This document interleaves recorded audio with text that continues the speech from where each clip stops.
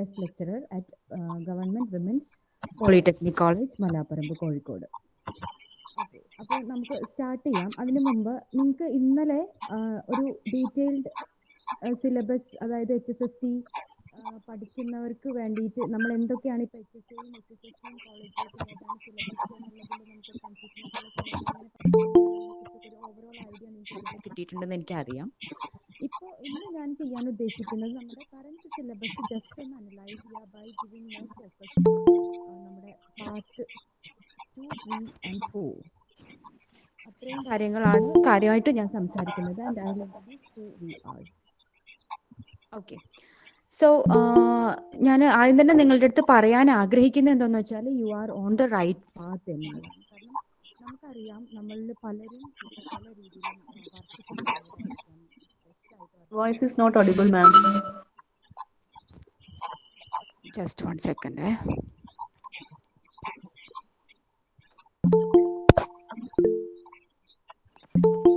Am I audible now? Yes, now okay, ma'am. Yes. Okay.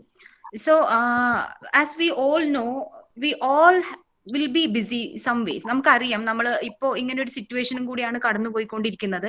അപ്പൊ അതുകൊണ്ട് എല്ലാവരും Ather guest ആയിട്ടോ അല്ലാതെയോ എന്തെങ്കിലുമൊക്കെ വർക്ക് ചെയ്തുകൊണ്ടിരിക്കുന്നവരായിരിക്കാം. Either even if it is from there home, there will be much work load. പക്ഷേ നമുക്കറിയാം നമ്മൾ ഇപ്പോൾ ഈ ചെയ്യുന്ന എഫേർട്ടിനൊക്കെ once we will be paid back എന്നുള്ളത്. അപ്പോൾ ഈ ഒരു എഫേർട്ട് നമ്മളിപ്പോൾ HSST എന്നുള്ള ഒരു ഇത് നമ്മുടെ മുന്നിൽ വന്ന് നിൽക്കുമ്പോൾ, എസ്പെഷ്യലി ഇൻ ദിസ് 2022 ഒരു ന്യൂ ഇയർ ഒക്കെയാണ്, നമുക്കൊരു നല്ല ഡിസിഷൻ എടുക്കാൻ പറ്റിയിട്ടുള്ള ഒരു ടൈമാണ്. ന്യൂ ഇയറിന് വേണ്ടിയിട്ട് വെയിറ്റ് ചെയ്യണം എന്നല്ല ഞാൻ പറഞ്ഞു വരുന്നത്, ബട്ട് സ്റ്റിൽ നമുക്ക് HSST ഇംഗ്ലീഷ് എന്നുള്ള ഒരു എയിം നമ്മളുടെ മനസ്സിൽ വെച്ച് കഴിഞ്ഞാൽ നമുക്ക് എന്തായാലും നമുക്കത് ക്രാക്ക് ചെയ്യാൻ പറ്റും എന്ന് തന്നെയാണ് എനിക്ക് പറയാനുള്ളത്. You are on the right path. പിന്നെ വേറൊരു കാര്യം, പല ആളുകളും ചിന്തിക്കുന്നുണ്ടാവും, I already have an income, ഞാനിപ്പോൾ പ്രൈവറ്റ് ആയിട്ട് വർക്ക് ചെയ്യുന്നുണ്ട് അല്ലെങ്കിൽ ഗസ്റ്റ് ആയിട്ട് പോയിക്കൊണ്ടിരിക്കുന്നുണ്ട്, അങ്ങനെയൊക്കെ ചിന്തിക്കുന്നുണ്ടാവും. അവരോട് എനിക്ക് പറയാനുള്ളത് എന്താന്ന് വെച്ചാൽ, നമുക്കറിയാം നമ്മളെല്ലാവരും അങ്ങനെ വർക്ക് ചെയ്യുന്നവരാണ്. പക്ഷെ ഹൗ ലോങ് എന്നുള്ളത് നമ്മളുടെ മുന്നിൽ ഒരു ക്വസ്റ്റ്യൻ മാർക്കാണല്ലേ. അവിടെ ഒരു പെർമനന്റ് പോസ്റ്റ് വന്നു കഴിഞ്ഞാൽ, അല്ലെങ്കിൽ ഇഫ് സംതിങ് ഹാസ് ഹാപ്പൻഡ്, നമുക്ക് നമ്മുടെ ജോലിയിൽ നിന്നും മാറി നിൽക്കേണ്ട ഒരു അവസ്ഥ വന്നേക്കാം.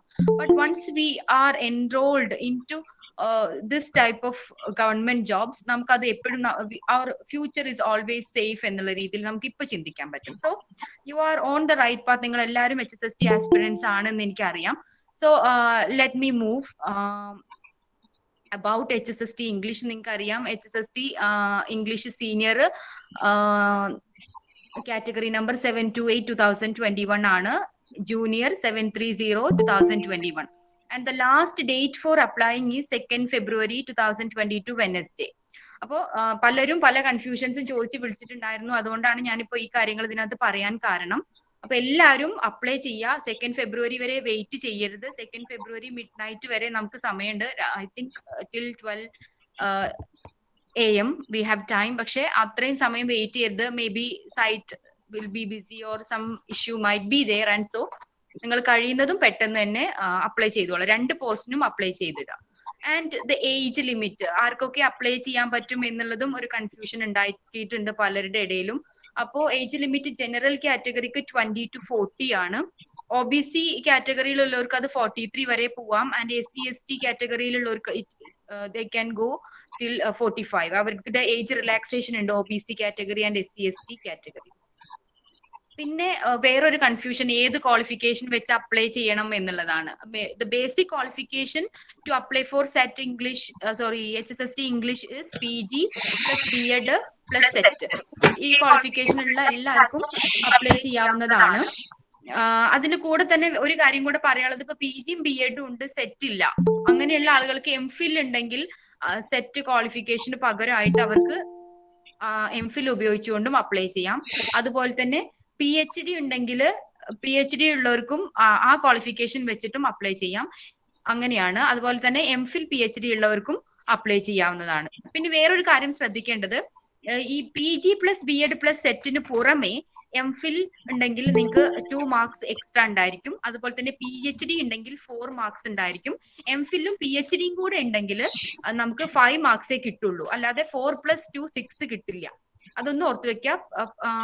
4+2 6 കിട്ടില്ല. നമുക്ക് എംഫിലും PhD ഉള്ളവർക്ക് 5 മാർക്സ് ആണ് എക്സ്ട്രാ കിട്ടുന്നത്.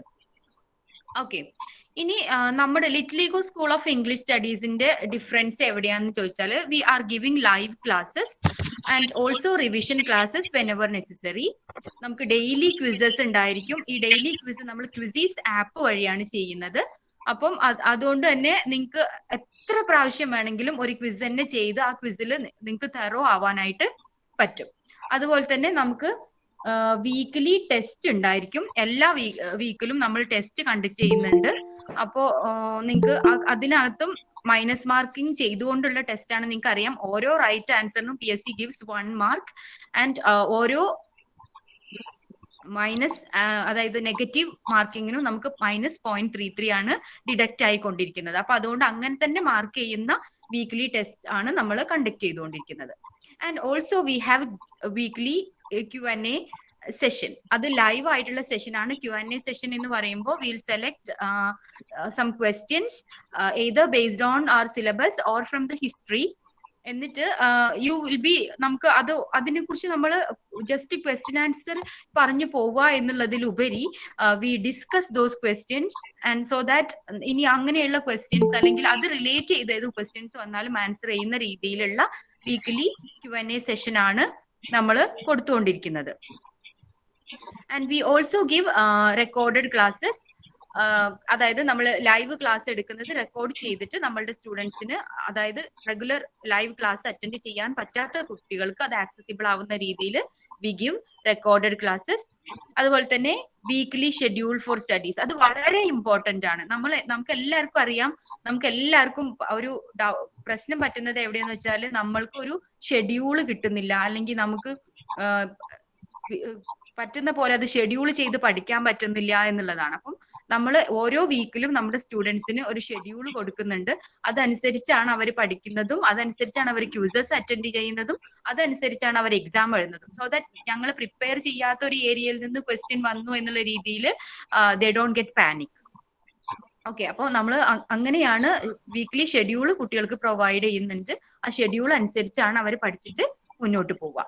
പിന്നെ അടുത്തത് വരുന്നത് നമുക്ക് previous question paper discussion and analysis. അത് ഞാൻ ഇടാൻ കാരണം എന്താന്ന് വെച്ചാൽ വിൽ ഡു ഇറ്റ്. നമ്മളത് ഇപ്രാവശ്യം ചെയ്യാൻ ഉദ്ദേശിക്കുന്നുണ്ട്. HSCന്റെ നമ്മൾ ചെയ്തിട്ടുണ്ട്, ഇൻക്ലൂഡിങ് പാർട്ട് A വെച്ചിട്ട് നമ്മൾ ഡീറ്റെയിൽഡ് അനാലിസിസ് തന്നെ ചെയ്തിട്ടുണ്ടായിരുന്നു.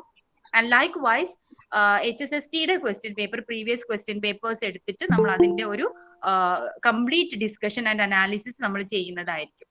Okay, then we give PDF study materials. And once you join, you have the opportunity to pay your payment as installment ആയിട്ട് നിങ്ങൾക്ക് പേ ചെയ്യാം. നിങ്ങൾക്ക് നമ്മുടെ ഫീ ടോട്ടൽ വരുന്നത് 12,000 ആണ്. അപ്പോൾ അവർക്ക് നിങ്ങൾക്ക് 3 ഇൻസ്റ്റാൾമെന്റ് ആയിട്ട് ഫീ പേ ചെയ്യാം, including registration fee of ₹500 will be there. പിന്നെ we give 1-to-1 attention. 1-to-1 attention എന്ന് പറഞ്ഞാൽ നിങ്ങൾ പലരും പല കോച്ചിങ് സെന്റേഴ്സിലും മുമ്പേ പല കാര്യങ്ങൾക്കും വേണ്ടിയിട്ട് ജോയിൻ ചെയ്തായിരിക്കാം, അല്ലെങ്കിൽ HSSTക്ക് വേണ്ടി ജോയിൻ ചെയ്യുന്നവരോ ഒക്കെ ഇവിടെ ഉണ്ടായിരിക്കാം. അപ്പോൾ വി ഗിവ് ഇൻഡിവിജ്വൽ അറ്റൻഷൻ, നന്നായിട്ട് ഫോളോ അപ്പ് ചെയ്യാറുണ്ട് സ്റ്റുഡൻസിനെ. Then we give a friendly ambience to build confidence. നമ്മളെല്ലാവരും HSST ആസ്പിരൻസ് ആണ്. എല്ലാവരും ഒരു ഫ്രണ്ട്സിനെ പോലെയാണ്, അല്ലാതെ ഒരു ടീച്ചർ എന്നുള്ള രീതിയിൽ നമ്മളൊരു ടീച്ചർ ഫിഗർ എവിടെയും കാണിക്കാറില്ല. ആൻഡ് നമ്മൾ പലപ്പോഴും നമ്മുടെ സ്റ്റുഡൻസുമായിട്ട് വളരെ ഫ്രണ്ട്ലി ആയിട്ട് തന്നെയാണ് നമ്മൾ ഡീൽ ചെയ്തിട്ട് അവർക്ക് ഡൗട്ട് ക്ലിയർ ചെയ്യാനും ഓരോ കാര്യങ്ങളും അപ്പോഴേ അവർക്ക് കോൾ ചെയ്തിട്ട് കിട്ടിയില്ലെങ്കിൽ either via WhatsApp or their group, whatever it is, we clear their doubts and we follow up till the interview. Just exam കഴിഞ്ഞതോട് കൂടെ ലിറ്റിൽ ഈഗോ നിങ്ങളെ കൈവിടുന്നില്ല. We follow up you till the interview. Let me move to the analysis of the syllabus now. നമുക്കറിയാം there are total 4 parts for the syllabus. അതിൽ first part എന്ന് പറയുന്നത് module 1 to 7 ആണ്. അതിനകത്ത് core subject ആണ് വരുന്നത്. Core subject എന്ന് പറയുമ്പോൾ it is related to our subject അല്ലെ. അപ്പോ അതില് നമ്മുടെ ഇംഗ്ലീഷ് ലിറ്ററേച്ചർ റിലേറ്റഡ് കാര്യങ്ങളാണ് വരുന്നത് മൊഡ്യൂൾ 1 to 7. ആൻഡ് ഈ പാർട്ടിൽ നിന്നാണ് ഏറ്റവും കൂടുതൽ ക്വസ്റ്റ്യൻസ് ചോദിക്കാൻ ചാൻസ് ഉള്ളതും. പാർട്ട് 1-ൽ നിന്നാണ്. ഓക്കെ, ഏറ്റവും കൂടുതൽ ക്വസ്റ്റ്യൻസ് ഇതുവരെ ചോദിച്ച് കണ്ടിട്ടുള്ളതും പാർട്ട് 1-ൽ നിന്ന് തന്നെയാണ് ഓൾവേസ്, കാരണം 7 മൊഡ്യൂൾസ് പഠിക്കാനും ഉണ്ട്. അപ്പൊ നമുക്ക് ജസ്റ്റ് ഒന്ന് മൊഡ്യൂൾസിന്റെ ടൈറ്റിൽസ് ജസ്റ്റ് ഒന്ന് വായിച്ചിട്ട് പോവാം. First module is titled Chaucer to neoclassicism. അവിടെ നമുക്ക് പോയട്രി, പ്രോസ്, ഡ്രാമ, ഫിക്ഷൻ ഇത്രയും കാര്യങ്ങൾ പഠിക്കാനുണ്ട്. പോയട്രി എന്ന് പറയുമ്പോൾ നമുക്കിപ്പോ ചോസറിന്റെ prologue to the Canterbury tales ഉണ്ട്. അതുപോലെ തന്നെ എഡ്മണ്ട് സ്പെൻസറിന്റെ പ്രോത്തലാമീൻ, വില്യം ഷേക്സ്പിയറിന്റെ സോണറ്റ്സിന്റെ 18, സോണറ്റ് നമ്പർ 18, 29, 57, 124 ആൻഡ് 129. അതുപോലെ തന്നെ പക്ഷെ നമുക്ക് HSA സിലബസിൽ പഠിക്കാനുള്ളത് സോണറ്റ് നമ്പർ 121 ആണ്. അത് നമുക്ക് പക്ഷെ ഇതിനകത്ത് വരുന്നില്ല. സോ ദാറ്റ് നമുക്ക് എന്ത് ചെയ്യാം, ഒരു ബാക്ക്ഗ്രൗണ്ട് സ്റ്റഡി, അതായത് HSA എക്സാം കഴിയുന്നത് വരെ നമുക്ക് എന്ത് ചെയ്യാം, ഈ പോയത്തിലോട്ട് ആസ് സച്ച് കടക്കാതെ HSA എക്സാമിന് രണ്ടിനും കൂടെ പ്രിപ്പയർ ചെയ്യുന്നവർക്ക് 121 ഡീറ്റെയിൽഡ് ആയിട്ട് പ്രിപ്പയർ ചെയ്യാം. Then have a background study of Shakespeare sonnets and also about William Shakespeare. അത് നമ്മൾ അതിനെ കുറിച്ച് നമ്മൾ പഠിക്കുമ്പോൾ ഇറ്റ് വിൽ ഹെൽപ്പ് അസ്. ഒരിക്കലും ഞാൻ HSAക്ക് പ്രിപ്പയർ ചെയ്യുന്നതുകൊണ്ട് എനിക്ക് HSST കിട്ടിയില്ല എന്നുള്ള ഒരു കാരണം നിങ്ങൾക്ക് വരില്ല. വൈ? ബിക്കോസ് നമ്മൾ എന്ത് ഹിസ്റ്ററി ആണെങ്കിലും, എന്ത് വായിക്കുകയാണെങ്കിലും, എന്ത് പഠനം നമ്മൾ നടത്തുകയാണെങ്കിലും it will always add to our knowledge regarding the subject. പിന്നെ എന്ന് പറയാനുള്ളത് ജോൺ ഡണ്ണിന്റെ നമുക്ക് കാനനൈസേഷനും വാലിഡിക്ഷൻ ഫോർബിഡിംഗ് മോർണിംഗും ആണ് സിലബസിൽ തന്നിട്ടുള്ളത്. അതിൽ valediction it's already there in HSA. Then John മിൽട്ടന്റെ പാരഡൈസ് ലോസ്റ്റ് ബുക്ക് 9, അത് കുറച്ചൊരു ലോങ് വർക്ക് ആണ്. നമുക്ക് കുറച്ച് ഇരുന്ന് പഠിക്കേണ്ടി വരും. Maybe we need 1 day to study John Milton's Paradise Lost. അപ്പം അതിനനുസരിച്ച് we have to plan accordingly. പിന്നെ ഡ്രൈഡന്റെ മാക്ഫ്ലെക്നോ വരുന്നുണ്ട്, അലക്സാണ്ടർ പോപ്പിന്റെ അറ്റിക്കസ് പാസേജ്, തോമസ് ഗ്രേയുടെ elegy written in a country churchyard. ഇത് നമ്മളിപ്പോ ഈ സിലബസ് ഇങ്ങനെ പോയട്രി അനലൈസ് ചെയ്യുന്ന സമയത്ത് നമുക്ക് കൂടുതലായിട്ട് എഫേർട്ട് എടുത്ത് പഠിക്കേണ്ടത് എന്ന് പറയുന്നത് പാരഡൈസ് ലോസ്റ്റ് ബുക്ക് 9 മാത്രമാണ്. And that is also we have already studied. പലരും അത് PGക്കൊക്കെ പഠിച്ചിട്ടുള്ളതും ആയിരിക്കാം. അതുകൊണ്ട് നമുക്കതൊരു അത്ര ബുദ്ധിമുട്ടായിട്ട് തോന്നാൻ ചാൻസ് ഇല്ല. ഓക്കെ, സിമ്പിൾ ആണ്. ദെൻ വി ഹാവ് പ്രോസിൽ നമുക്ക് പഠിക്കാനുള്ളത് ഫ്രാൻസിസ് ബേക്കന്റെ of studies and of truth ആണ്. അതിൽ of studies already there for our HSC. Then drama ഉണ്ട്, മാർലോ, ഷേക്സ്പിയർ, അതുപോലെ തന്നെ വെബ്സ്റ്റർ, കോൺഗ്രീവ്, ഷെറിഡൻ. ദെൻ ഫിക്ഷനിൽ നമുക്ക് ടോം ജോൺസ്, ഫീൽഡിങ്ങിന്റെ ടോം ജോൺസ് ആണ് പഠിക്കാനുള്ളത്. Okay, so that's all about first module. അതുപോലെ തന്നെയാണ് second module. It is titled the Romantics and the Victorians. There is also we have to study poetry, prose, drama and fiction. അവിടെ നമുക്ക് literary criticism and theory വരുന്നുണ്ട്. Sorry, അതിനകത്ത് നമുക്ക് poetry വരുന്നുണ്ട്, പ്രോസ് വരുന്നുണ്ട്, drama വരുന്നുണ്ട്, ഫിക്ഷൻ വരുന്നുണ്ട്. എല്ലാം നമുക്ക് സിമ്പിൾ ആയിട്ടുള്ളത് തന്നെയാണ് വരുന്നത്. നമ്മൾ ഇതുവരെ കേൾക്കാത്ത വർക്കുകളൊന്നും ഇതിനകത്ത് വരുന്നില്ല എന്നുള്ളതാണ്. ഈ റൊമാൻറ്റിക്സ് ആൻഡ് വിക്ടോറിയൻസ് എന്നുള്ള മൊഡ്യൂളിനകത്ത് നമ്മൾ മുമ്പേ പഠിക്കാത്തതോ അല്ലെങ്കിൽ നമ്മൾ മുമ്പേ ടച്ചപ്പ് ചെയ്യാത്തതോ ഒരു പോയോ അല്ലെങ്കിൽ ഒരു പ്രോസോ അല്ലെങ്കിൽ ഒരു ഫിക്ഷൻ പോലും വരുന്നില്ല. സോ ദാറ്റ് നമുക്കത് പെട്ടെന്ന് തന്നെ ചെയ്യാൻ വേണ്ടിയിട്ട് പറ്റും. Then we have module 3, that is 20th century literature. 20th century ലിറ്ററേച്ചറിനകത്തും നമുക്ക് പഠിക്കാനുള്ളത് poetry, prose, drama and fiction ആണ്. അതും ഈ പറഞ്ഞ പോലെ തന്നെ നമുക്ക് സിമ്പിൾ ആയിട്ടുള്ള പോയംസ് തന്നെയാണ് പഠിക്കാനുള്ളത്. 1 or 2 poems you may feel it's not familiar, പക്ഷെ will take it in detail. എല്ലാ പോയും നമ്മൾ ഡീറ്റെയിൽഡ് ആയിട്ട് തന്നെ എടുക്കും, പക്ഷെ നമുക്ക് പരിചയമില്ലാത്തത് ഒന്നും കൂടെ will stress on it. Then we have പ്രോസിൽ നമുക്ക് വെർജീനിയ വൂൾഫ് മാത്രമേ പഠിക്കാനുള്ളൂ. Then we have drama also, drama and fiction. Module 4 is titled literary criticism and theory. അതിനകത്ത് നമുക്ക് ടോട്ടൽ 20 വർക്ക്സ് ആണ് പഠിക്കാനുള്ളത്.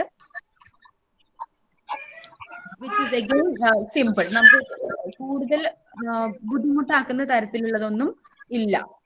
നമ്മൾ ഓൾറെഡി കേട്ട് പരിചയമുള്ളത് തന്നെയുള്ളൂ. And if there is, I think there is no work which we didn't hear it. അങ്ങനെയുള്ള works ഒന്നും ഇല്ല. വളരെ സിമ്പിൾ ആയിട്ട് നമുക്ക് പഠിച്ചു പോവാവുന്ന വർക്കുകൾ തന്നെയുള്ളൂ. ദെൻ പറയാനുള്ളത് V have module 5 history and structure of English language and linguistics. അതിനകത്ത് 12 മെയിൻ പോയിന്റ്സ് ആണ് പഠിക്കാനുള്ളത്. സബ് പോയിന്റ്സ് വേറെ ഉണ്ട്. Will deal it in detail. നമ്മൾ HSCക്ക് വേണ്ടിയിട്ട് ലിംഗ്വിസ്റ്റിക്സ് ക്ലാസ്സസ് ഒക്കെ വളരെ ഡീറ്റെയിൽഡ് ആയിട്ട് നമ്മുടെ സ്റ്റുഡൻസിന് കൊടുത്തതാണ്. And likewise we will do here also for HSST. വളരെ അതുപോലെ ഹിസ്റ്ററി നമ്മൾ ചെയ്തിട്ടുള്ളതാണ് നമ്മളുടെ കുട്ടികൾക്ക് വേണ്ടിയിട്ട്, HSA സ്റ്റുഡൻസിന് വേണ്ടിയിട്ട് ചെയ്തിട്ടുള്ളതാണ്. That also will do. നമുക്ക് ഓൾറെഡി ഒരു periodic wise structuring of the syllabus will be there. അത് കിട്ടിക്കഴിഞ്ഞാൽ നിങ്ങൾക്ക് വളരെ ഈസി ആയിട്ട് നിങ്ങൾക്ക് ഓരോ വർക്കിനെയും പ്ലേസ് ചെയ്യാൻ പറ്റും. വെൻ യു സ്റ്റഡി അങ്ങനെ തന്നെ പഠിക്കാൻ വേണ്ടിയിട്ട് ശ്രമിക്കുക. അല്ലാതെ നമ്മളിപ്പോ സിലബസിൽ ഇവര് തന്നിട്ടുള്ള സിലബസ്, PSC തന്നിട്ടുള്ള സിലബസ് അനുസരിച്ച് നമ്മൾ പഠിക്കാൻ നിൽക്കുമ്പോൾ we cannot place the work in history. അപ്പൊ അത് വളരെ ഒരു പീരിയോഡിക് വൈസ് നമുക്കത് ചിലപ്പോൾ കൺഫ്യൂസിങ് ആവാനൊക്കെ ചാൻസ് ഉണ്ട്. അപ്പൊ അതുകൊണ്ട് എപ്പോഴും you just change the syllabus, അല്ലെങ്കിൽ will give you the changed one. അതിനനുസരിച്ച് നമുക്ക് എന്ത് ചെയ്യാം, ഓരോ പാർട്ടാക്കി തിരിച്ചിട്ട് നമുക്ക് അതിനെ പഠിക്കാൻ പറ്റും. ഓരോ ഏജ് ഗ്രൂപ്പിലോട്ട്, ഫോർ എക്സാമ്പിൾ ഇപ്പൊ വിക്ടോറിയൻ അങ്ങനെ രീതിയിൽ 20th സെഞ്ചുറി ലിറ്ററേച്ചർ ആ ഒരു രീതിയിലോട്ട് മാറ്റിയിട്ട് അമേരിക്കൻ, ഇന്ത്യൻ എന്നുള്ള രീതിയിൽ എല്ലാം കാറ്റഗറൈസ് ചെയ്ത് കഴിഞ്ഞാൽ will be able to study well. പിന്നെ നമുക്ക് മൊഡ്യൂൾ 5 ഞാൻ പറഞ്ഞു. മൊഡ്യൂൾ 6 നമുക്ക് Indian literatures in English, American literature and women's writing ആണ്. അതിനകത്ത് നമുക്ക് prose, poetry, drama and fiction എല്ലാം പഠിക്കാനുണ്ട്. ഇറ്റ്സ് അഗെയിൻ ഒന്നും കൂടെ സിമ്പിൾ ആണ്. നമുക്ക് അത്രയും ബുദ്ധിമുട്ടാക്കുന്ന തരത്തിലുള്ള പ്രോസുകളോ പോയട്രിയോ ഒന്നും തന്നെ തന്നിട്ടില്ല. Will do it in detail in the classes, coming classes. Then 7th module is new trends in literature. There we have 10 main points. അത് ന്യൂ ട്രെൻഡ്സ് ആണ്. നമുക്കറിയാം ഇപ്പോ post colonialism, eco criticism, queer theory, diasporic writing, public sphere, meta narratives, ഇങ്ങനെയുള്ളതിനെയാണ് നമ്മൾ new trends literature എന്ന് പറയാം. ഇത് നമ്മൾ ഡീറ്റെയിൽഡ് ആയിട്ട് തന്നെ ക്ലാസ്സിൽ എടുക്കുന്നതായിരിക്കും. അതിൽ 10 മെയിൻ പോയിന്റ്സ് നമുക്ക് പഠിക്കാനുള്ളൂ. And I think it's very easy for us to study those points also. ഇനി എനിക്ക് പറയാനുള്ളത്, മെയിൻ ആയിട്ട് നിങ്ങളുടെ അടുത്ത് പറയാനുള്ളത്, there are a total 4 parts and the first part is regarding the syllabus, I mean regarding our core subject. അത് നമ്മൾ പറഞ്ഞു. ഇനി നമുക്ക് എല്ലാവർക്കും പൊതുവെ ലിറ്ററേച്ചർ മാത്രം പഠിക്കുന്നവർക്ക്, just 1 second.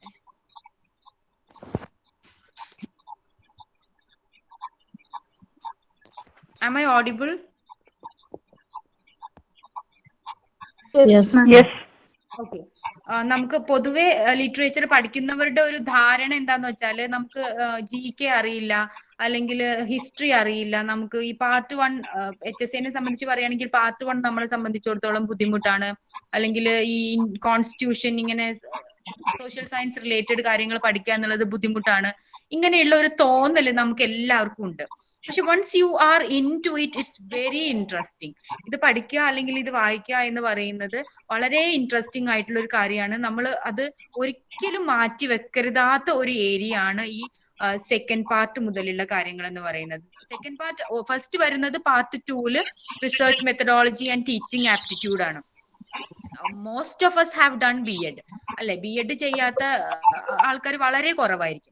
അപ്പൊ ഈ BEdൽ പഠിക്കുന്ന അതേ കാര്യങ്ങൾ മാത്രമേ നമുക്ക് എന്തിൽ വരുന്നുള്ളൂ, നമുക്ക് പാർട്ട് 2 വരുന്നുള്ളൂ, research methodology and teaching aptitude. And it is already there in our HSA syllabus also. അപ്പൊ HSA ഓൾറെഡി കോച്ചിങ് ചെയ്യുന്നവർക്ക്, അല്ലെങ്കിൽ HSA ഓൾറെഡി പഠിച്ചു കഴിഞ്ഞിട്ടുള്ളവർക്ക് ഒക്കെ ഈ research methodology and teaching aptitude cover ചെയ്തവർക്ക് അത് ഒന്നും കൂടെ ഈസി ആയിരിക്കും. It's a kind of revising for HSST. അവർക്ക്, അവരെ സംബന്ധിച്ചിടത്തോളം HSST എന്ന് പറയുന്നത് ഒരു റിവിഷൻ മാത്രമായിരിക്കും എന്നാണ് എനിക്ക് പറയാനുള്ളത്, ഈ റിസർച്ച് മെത്തഡോളജിന്റെയും ടീച്ചിങ് ആപ്റ്റിറ്റ്യൂഡിന്റെയും കാര്യം വരുമ്പോൾ. അപ്പൊ അതുകൊണ്ട് തന്നെ ഈ പാർട്ട് ഒരിക്കലും പാടെ നെഗ്ലക്ട് ചെയ്യരുത്. കാരണം മേ ബി ചിലപ്പോ കട്ട് ഓഫ് കൂടുകയോ അങ്ങനെയൊക്കെ ആണെങ്കിൽ we have to think of all the scopes. കാരണം എല്ലാരും വീട്ടിലിരിക്കുന്ന ഒരു സിറ്റുവേഷൻ ആണ് ഇപ്പോ ഉള്ളത്. അപ്പോ മേ ബി ഈ സിറ്റുവേഷൻ നീണ്ടു പോവാതിരിക്കട്ടെ, നമുക്ക് അങ്ങനെ പ്രാർത്ഥിക്കാം. ബട്ട് സ്റ്റിൽ അങ്ങനെയൊക്കെ ആവുമ്പോൾ every one have the same time. എല്ലാവർക്കും ഒരേപോലെയുള്ള സമയമാണ്. എല്ലാവരും അത് മാക്സിമം യൂട്ടിലൈസ് ചെയ്യാൻ വേണ്ടിയിട്ട് ശ്രമിക്കും. അപ്പം എനിക്ക് നിങ്ങളുടെ അടുത്തും പറയാനുള്ളത് അത്ര തന്നെയാണ്. Maximum make use of your time for studies. Especially എന്ത് തന്നെയാണെങ്കിലും, എന്ത് വർക്ക് ചെയ്യുകയാണെങ്കിലും, എന്ത് കാര്യങ്ങൾ ചെയ്യുകയാണെങ്കിലും അതിന്റെ ഇടയിൽ നമ്മളുടെ സമയം നമ്മൾ കണ്ടെത്തുക എന്നാണ് എനിക്ക് പറയാനുള്ളത്. Research methodology and teaching aptitude നമ്മളെ സംബന്ധിച്ചിടത്തോളം അത്ര ഒരു ഇഷ്യൂ ആയിട്ട് വരാനുള്ള ചാൻസ് ഇല്ല. കാരണം നമ്മൾ ഓൾറെഡി പഠിച്ചിട്ടുള്ള കാര്യങ്ങളും മെത്തേഡ്സ് ഓഫ് ടീച്ചിങ്ങും ടീച്ചിങ് എയ്ഡ്സും ഇവാലുവേഷൻ സിസ്റ്റം ഇങ്ങനെയുള്ള കാര്യങ്ങളൊക്കെയാണ് നമുക്ക് ടീച്ചിങ് ആപ്റ്റിറ്റ്യൂഡിനകത്ത് പഠിക്കാൻ വരുന്നത്. ദെൻ റിസർച്ച് മെത്തഡോളജിയിൽ methods of research, research ethics, paper, workshop, seminar, ഇതൊക്കെ തമ്മിലുള്ള ഡിഫറൻസ്, ഇതൊക്കെ എന്താണ്, ഇങ്ങനെ റിസർച്ച് റൈറ്റിംഗ് ക്യാരക്ടറിസ്റ്റിക്സ്, അതിന്റെ ഫോർമാറ്റ്സ്, ഇതൊക്കെയാണ് വരുന്നത്. എല്ലാ കാര്യങ്ങളും നമ്മളുടെ ക്ലാസ്സിൽ ഡീറ്റെയിൽഡ് ആയിട്ട് എടുക്കും, ഓരോ പോയിന്റും. അതാണ് ലിറ്റിൽ ഈഗോ കോച്ചിങ് ഇതിന്റെ ഒരു പ്രത്യേകത തന്നെ. എല്ലാ സിലബസിലെ എല്ലാ each and every minute part പോലും അത് നിങ്ങൾക്ക് അറിയാലോ എന്നുള്ള രീതിയിൽ നമ്മൾ വിടാറില്ല. എല്ലാം നമ്മൾ അത് വളരെ ക്ലിയർ ആയിട്ട് തന്നെ ഓരോ പോയിന്റും നമ്മൾ എടുക്കുന്നതായിരിക്കും. Then moving to part 3, salient features of Indian constitution, social welfare legislation and programmes എന്നാണ് അതിന്റെ ടൈറ്റിൽസ് വരുന്നത്. Salient features of Indian constitution എന്ന് പറയുമ്പോൾ അതിന്റെ പ്രയാമ്പിള്, അതിന്റെ സിഗ്നിഫിക്കൻസ്, ഇന്റർപ്രിട്ടേഷൻസ്, പിന്നെ fundamental rights, then just executive and legislature bodies, centres state relationships, ഇങ്ങനെയുള്ള കാര്യങ്ങളൊക്കെയാണ്. എമർജൻസി പ്രൊവിഷൻസ്, ഇങ്ങനെ ഒരു കുറച്ച് പോയിന്റ്സ് ആണ് അതിനകത്ത് പഠിക്കാനുള്ളത്. Everything will deal in detail. ഒരിക്കലും നെഗ്ലക്ട് ചെയ്യരുത്. ജനറൽ ക്ലാസ്സസ് എടുക്കുന്ന സമയത്ത് you may attend the classes, then same day it self you may just go through it. ആ ദിവസം തന്നെ നമ്മൾ സാധാരണ ക്ലാസ് കേൾക്കും, എന്നിട്ട് അതിന്റെ PDF മെറ്റീരിയലും കയ്യിൽ കിട്ടിക്കഴിഞ്ഞാൽ ആ മെറ്റീരിയൽ ഉണ്ടല്ലോ എന്നുള്ള രീതിയിൽ വെച്ച് പോകരുത്. നമുക്ക് അറിയാത്ത ഏരിയകള് we have to go through again and again. അപ്പൊ അങ്ങനെ ആകുമ്പോഴേ നമുക്ക് അതിനോട് ഒരു ഇൻട്രസ്റ്റും വരികയുള്ളൂ. അത് മാത്രമല്ല, നമുക്ക് ഏത് തരത്തിലുള്ള സ്റ്റേറ്റ്മെന്റ് ടൈപ്പ് ക്വസ്റ്റ്യൻസ് വന്നാലും ആൻസർ ചെയ്യാനും പറ്റുള്ളൂ. So will be giving you statement type questions also. Okay, then part 4 is general knowledge and current affairs and also renaissance in Kerala. ഇത്രയും കാര്യങ്ങളാണ് പാർട്ട് 4 വരുന്നത്. ഇതില് പ്രത്യേകം പറയാനുള്ളത് എന്താന്ന് വെച്ചാൽ, നമുക്ക് HSSനെ സംബന്ധിച്ച് പറയുകയാണെങ്കിൽ general knowledge and current affairs, renaissance and freedom movement എന്ന് മാത്രമേ തന്നിട്ടുള്ളൂ. പക്ഷെ HSSന്റെ സിലബസിലോട്ട് വരുമ്പോൾ ഓരോ പോയിന്റ്സും എന്താണ് നമ്മൾ പഠിക്കേണ്ടത് എന്നുള്ളത് സെപ്പറേറ്റ് ചെയ്തിട്ട് തന്നെ പറയുന്നുണ്ട്. ഫോർ എക്സാമ്പിൾ, ഇപ്പോ general knowledge and current affairs എന്ന് തന്നിട്ട് പിന്നെ റിനൈസൻസ് ഇൻ കേരള എന്ന് പറഞ്ഞിട്ട് ടോപ്പിക് തന്നിട്ടുണ്ട്. Then towards A new society. അപ്പൊ റിനൈസൻസ് ഇൻ കേരള എന്തായാലും നമ്മൾ പഠിക്കണം. മറ്റേത് റിനൈസൻസ് എന്ന് പറഞ്ഞാൽ റിനൈസൻസ് ഇൻ ഇന്ത്യ ആണോ കേരള ആണോ നമുക്ക് കൺഫ്യൂഷൻ ആണ്. റിനൈസൻസ് ആൻഡ് ഫ്രീഡം മൂവ്മെന്റ് എന്നാണ് HSSന്റെ സിലബസിൽ തന്നിട്ടുള്ളത്. So that we have to study their renaissance in Kerala as well as India. അത് നമുക്ക് പഠിക്കണം. പക്ഷെ ഇങ്ങോട്ടേക്ക് വരുമ്പോൾ ഇതെല്ലാം എന്താണ് പഠിക്കേണ്ടത് എന്നുള്ളത് ക്ലിയർ ആയിട്ട് സ്പെസിഫൈ ചെയ്ത് സിലബസിനകത്ത് പറയുന്നുണ്ട് എന്നുള്ളതാണ് ഒരു പ്രത്യേകത. Then towards A new society എന്ന് പറഞ്ഞിട്ട് another heading is there, where we have to study about the English educations in India, various missionary organization and their functioning. ഇങ്ങനെയുള്ള കാര്യങ്ങളൊക്കെയാണ്. ഫാക്ടറീസ്, പ്രിന്റിംഗ്, ഇങ്ങനെയുള്ള കാര്യങ്ങളൊക്കെയാണ് അതിനകത്ത് നമുക്ക് പഠിക്കാനുള്ളത്. Then efforts to reform the society, അതിനകത്ത് നമുക്ക് സോഷ്യോ റിലീജിയസ് റിഫോം മൂവ്മെന്റ്സ് പഠിക്കാനുണ്ട്. സ്ട്രഗിൾസ് ആൻഡ് സോഷ്യൽ റിവോൾട്ട്സ് പഠിക്കാനുണ്ട്. എല്ലാ സത്യാഗ്രഹ പോലെയുള്ള കാര്യങ്ങളെല്ലാം വരുന്നത് ഈ സ്ട്രഗിൾസ് ആൻഡ് സോഷ്യൽ റിവോർട്സിലാണ്. അതിൽ ഏതൊക്കെ പഠിക്കണം എന്നുള്ളത് വളരെ ക്ലിയർ ആയിട്ട് തന്നെ സിലബസിനകത്ത് പറയുന്നുണ്ട്. So that we need not get confused. Then പിന്നെ വരുന്നത് role of press in renaissance ആണ്. അതില് നമുക്ക് ഓരോ ടോപ്പിക്കുകൾ പ്രത്യേകം തന്നിട്ടുണ്ട്. ആ ടോപ്പിക്കുകൾ മാത്രം പഠിച്ചിട്ട് പോയാൽ മതി. ദെൻ അവേക്കനിങ് ത്രൂ ലിറ്ററേച്ചർ തന്നിട്ടുണ്ട്. There also where we have to deal എന്നുള്ളത് വളരെ ക്ലിയർ ആയിട്ട് തന്നെ സിലബസിനകത്ത് പറയുന്നുണ്ട്. Then women and social change, ഇത് വളരെ ഇമ്പോർട്ടന്റ് ആയിട്ടുള്ള ഒരു പോയിന്റ് ആണ് ഇപ്പോ. കാരണം ഇപ്പൊ പൊതുവെ PSCയുടെ ക്വസ്റ്റ്യൻ പേപ്പേഴ്സ് നമ്മൾ എടുത്തു നോക്കിക്കഴിഞ്ഞാൽ, ഈ ജനറൽ പാർട്ട് ഉള്ള എല്ലാ ക്വസ്റ്റ്യൻ പേപ്പേഴ്സ് നമ്മൾ എടുത്തു നോക്കിയാലും വിമൻ ലീഡേഴ്സ് അല്ലെങ്കിൽ സോഷ്യൽ റീഫോം മൂവ്മെന്റ്സിൽ വിമനുള്ള പാർട്ട്, റിനൈസൻസ് വിമൻ ലീഡേഴ്സ്, ഇതിനൊക്കെ വളരെ ഇമ്പോർട്ടൻസ് ഇപ്പോഴത്തെ ക്വസ്റ്റ്യൻ പേപ്പറിൽ കാണുന്നുണ്ട്. So women and social change എന്നുള്ളത് നമുക്ക് വളരെ ഇമ്പോർട്ടന്റ് ആയിട്ടുള്ള ഒരു ഏരിയ തന്നെയാണ്. Though there are only less points to be studied, നമ്മൾ ഒന്നും കൂടെ ഊന്നൽ നൽകിക്കൊണ്ട്, അതായത് റിനൈസൻസ് പഠിക്കുമ്പോഴും അതുപോലെ എല്ലാ സോഷ്യൽ റീഫോം മൂവ്മെന്റ്സ് പഠിക്കുമ്പോഴും വിമൻ ലീഡേഴ്സിന് ഒന്നും കൂടെ ഇമ്പോർട്ടൻസ് കൊടുത്തുകൊണ്ട് തന്നെ will move on. Then we have leaders of Renaissance. Then നമുക്ക് ലീഡേഴ്സ് ഓഫ് റിനൈസൻസ് എന്ന് പറയുമ്പോൾ പൊതുവെ നമുക്കറിയാം വി ഹാവ് തൈക്കാടയ്യ, വൈകുണ്ഠസ്വാമികൾ, ഇങ്ങനെ ഒരുപാട് ആളുകളുണ്ട്. അപ്പൊ Sree Narayana Guru, Ayyankali, lots of people are there. ഇവർ ആരൊക്കെ പഠിക്കണം എന്നുള്ള ഒരു കൺഫ്യൂഷന്റെ ആവശ്യമേ നമുക്കില്ല. Why? Because it is clearly given in the syllabus. Okay. പിന്നെ പറയാനുള്ളത് നമുക്ക് we have literary figures given, that also will deal with. ഇത്രയും ആയി കഴിഞ്ഞാൽ നമ്മുടെ സിലബസ് കംപ്ലീറ്റ് ആയി. There are 4 parts. First part core subject related ആണ്. The other parts are related with നമ്മുടെ ജനറൽ. ഓക്കെ. ഇനി പറയാനുള്ളത് വളരെ ഇമ്പോർട്ടന്റ് ആയിട്ട് നമ്മുടെ സിലബസിനകത്ത് ഏറ്റവും താഴെ നോട്ട് എന്ന് പറഞ്ഞിട്ട് ഒരു കാര്യം കൊടുത്തിട്ടുണ്ട്. അതൊന്ന് വായിച്ചു നോക്കിയാൽ നമുക്ക് ക്ലിയർ ആയിട്ട് മനസ്സിലാവും. It may be noted that apart from the topics detailed above, questions from other topics prescribed for the educational qualification of the post may also appear in the question paper. There is no undertaking that all the topics above may be covered in the question paper. ഇതൊന്ന് ആലോചിച്ച് നോക്കൂ. ഇത് ഒരു തരം hint ആണ് നമുക്ക്. എന്താന്ന് വെച്ചാൽ സ്വാഭാവികമായിട്ടും ഇപ്പോ നമുക്കറിയാം സെറ്റ് എന്നുള്ളത് HSSTക്ക് അപ്ലൈ ചെയ്യാനുള്ള ഒരു ക്വാളിഫിക്കേഷൻ ആണ്. അപ്പൊ സെറ്റിന്റെ സിലബസിലുള്ള കാര്യങ്ങളും ഒരു പക്ഷേ ചോദിക്കാൻ ചാൻസ് ഉണ്ട്. അതുപോലെ തന്നെ PGക്ക് നമ്മൾ പഠിച്ചിട്ടുള്ള സിലബസിൽ നിന്നും ക്വസ്റ്റ്യൻസ് ചോദിക്കാൻ ചാൻസ് ഉണ്ട് എന്നുള്ള ഒരു രീതിയിലാണ് ഇത് തന്നിട്ടുള്ളത്. സോ ദാറ്റ് ഹിസ്റ്ററി പഠിക്കാം. നമ്മൾ ലിറ്ററേച്ചർ പഠിക്കുമ്പോൾ ഹിസ്റ്ററി പഠിക്കുക എന്നുള്ളത് വളരെ ഇമ്പോർട്ടന്റ് ആണ്. സോ ദാറ്റ് നിങ്ങൾക്ക് ഒന്നും കൂടെ നമ്മളത് നമ്മുടെ ഹിസ്റ്ററി ക്ലാസ്സസ് കേൾക്കുമ്പോൾ നിങ്ങൾക്ക് മനസ്സിലാവും. നിങ്ങൾക്ക് ഒരു വർക്കിനെ പ്ലേസ് ചെയ്യാൻ പറ്റിയാൽ തന്നെ ലോട്ട്സ് ഓഫ് ക്വസ്റ്റ്യൻസ്, അല്ലെങ്കിൽ നമുക്ക് 1-2 ഓപ്ഷൻസിനെ റിമൂവ് ചെയ്യാൻ വേണ്ടിയിട്ടെങ്കിലും നമ്മളത് ഹെൽപ്പ് ചെയ്യും. പിന്നെ അതുപോലെ തന്നെ എല്ലാ പാർട്ടിൽ നിന്നും ക്വസ്റ്റ്യൻസ് ഉണ്ടാവണം എന്നില്ല. ബട്ട് സ്റ്റിൽ നമുക്ക് അത് വിചാരിച്ചിട്ട് ഏത് പാർട്ടിനാ വരിക എന്നുള്ളത് നമുക്ക് ക്ലിയർ ആയിട്ട് പറയാൻ പറ്റില്ല. അതുകൊണ്ട് നമ്മൾ എല്ലാ പാർട്ടും കവർ ചെയ്യുന്ന രീതിയിലായിരിക്കണം അവർ ഷെഡ്യൂൾ ഗോസ്. ഓക്കെ. സോ പിന്നെ എനിക്ക് പറയാനുള്ളത് നമുക്ക് എല്ലാവർക്കും ഇനഫ് സമയമുണ്ട്. ഇപ്പൊ തന്നെ നമ്മൾ പ്രിപ്പറേഷൻ സ്റ്റാർട്ട് ചെയ്യുവാണെങ്കിൽ, അപ്പൊ HSA പ്രിപ്പയർ ചെയ്യുന്നവർക്ക് HSST രണ്ടും കൂടെ ഒരുമിച്ച് വരുമ്പോൾ ടെൻഷൻ ആവേണ്ട കാര്യമൊന്നുമില്ല.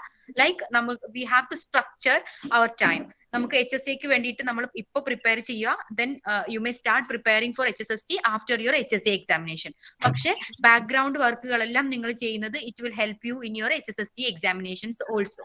പിന്നെ പറയാനുള്ളത് എല്ലാവർക്കും 24 മണിക്കൂറാണ്. നമ്മൾ പറയും എനിക്ക് സമയമില്ല, എനിക്ക് വർക്ക് ചെയ്യാൻ പറ്റുന്നില്ല എന്നുള്ളത്. പക്ഷെ നമ്മുടെ പ്രശ്നം കിടക്കുന്നത് നമ്മൾ ഷെഡ്യൂൾ ചെയ്യുന്നിടത്താണ്, നമ്മളുടെ സമയത്തെ നമ്മൾ സ്ട്രക്ചർ ചെയ്യുന്നിടത്താണ്. അവിടെയൊക്കെയാണ് നമ്മളുടെ പ്രശ്നം കിടക്കുന്നത്. We all have 24 hours.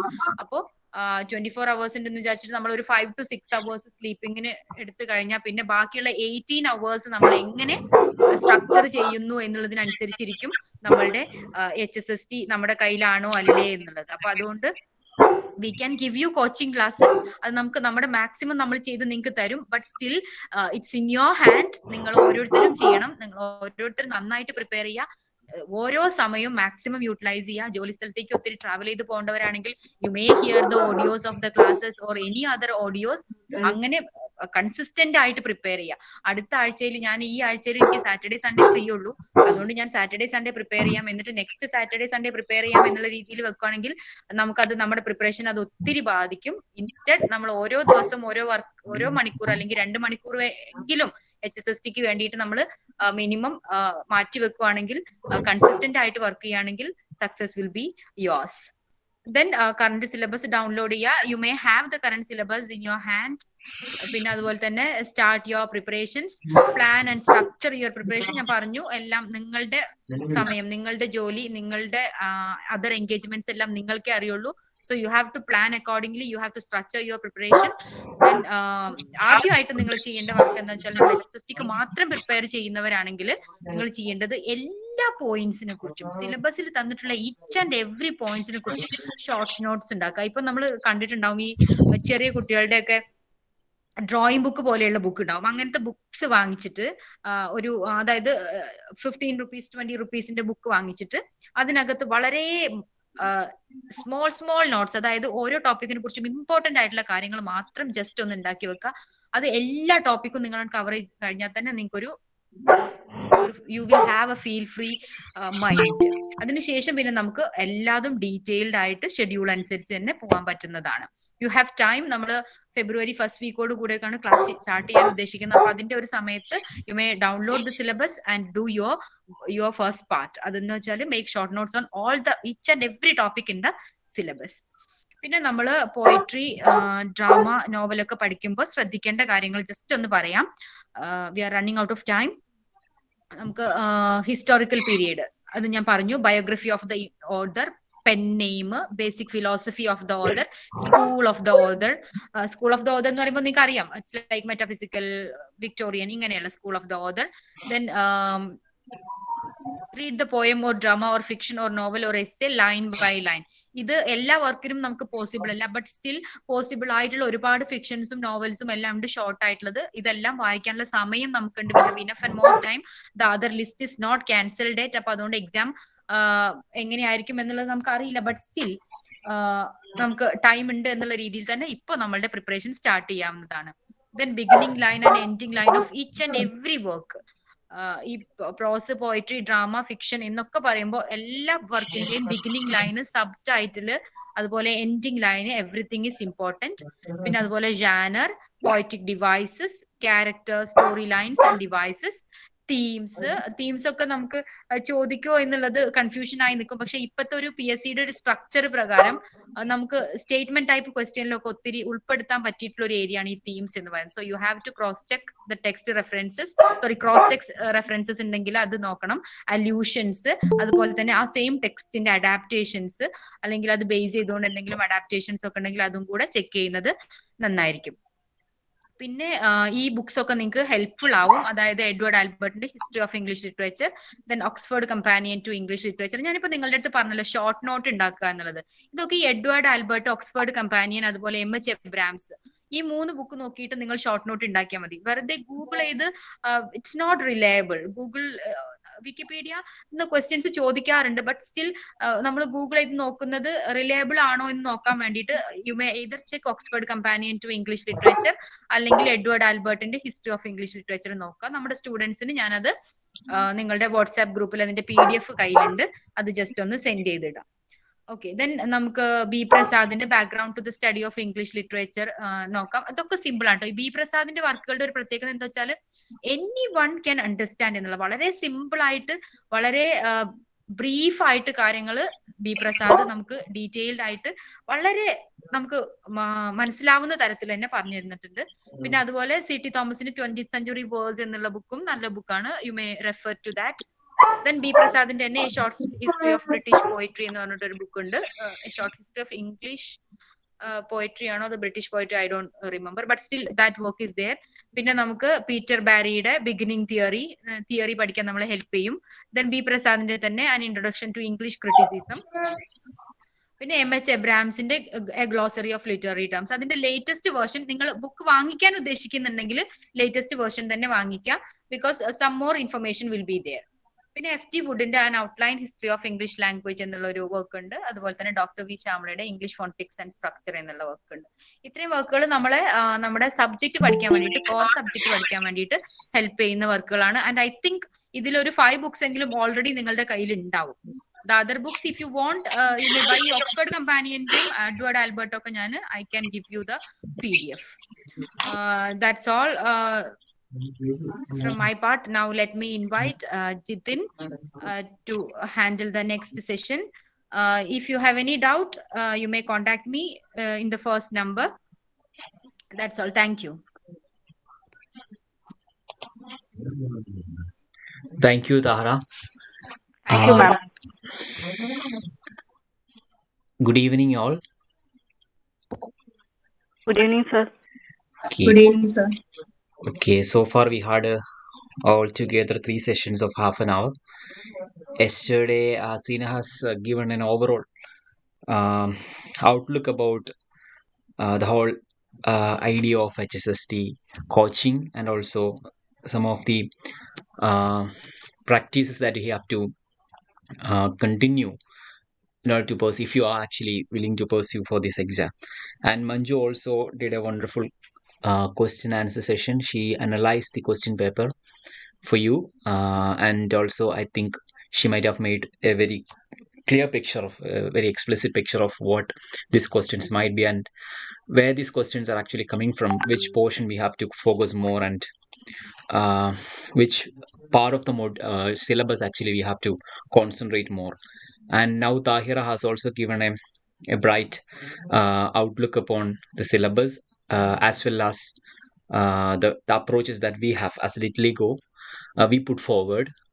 So altogether, I think you might have got an idea about what we are doing here and what we actually offer you as mentors, as guides, or maybe see the kind of group dynamics we have.